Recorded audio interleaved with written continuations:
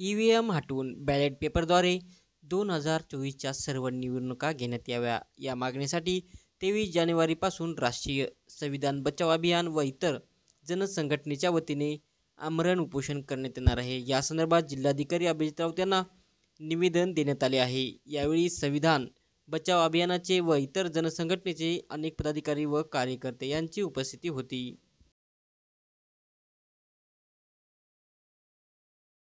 मी प्राध्यापक देविदास शिंगळे, राष्ट्रीय प्रमुख, राष्ट्रीय संविधान बचाव अभियान।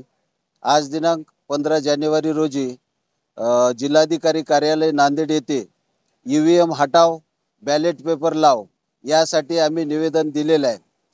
म्हणजे देशामध्ये आज सर्वत्र ईव्हीएम विरोधी वातावरण निर्माण झालेलं आहे।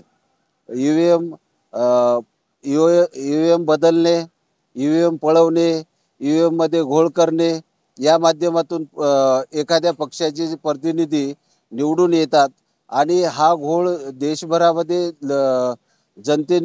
जनतेच्या समोर माध्यमांच्या सोशल मीडियाच्या माध्यमातून आपल्याला निदर्शनास आलेला आहे।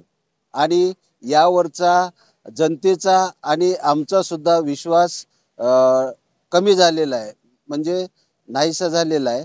याचाच अर्थ असा की म्हणजे ईव्हीएम देशाला नको आहे, म्हणून ईव्हीएम हटाव आमची मागणी आहे। ईव्हीएम हटाव आणि 2024ला होणाऱ्या ज्या निवडणुका आहेत त्या सर्वच निवडणुका असतील, लोकसभा, विधानसभा, ग्रामपंचायत, पंचायत, सर्व ज्या निवडणुका होतील त्या सर्व निवडणुका बॅलेट पेपरच्याच माध्यमातून व्हाव्यात। असं जर नाही झालं तर आम्ही 23 जानेवारीला राष्ट्रीय संविधान बचाव अभियानाच्या माध्यमातून आमरण उपोषणाला बसण्याचा इशारा आम्ही कलेक्टर साहेबांना दिलेला आहे।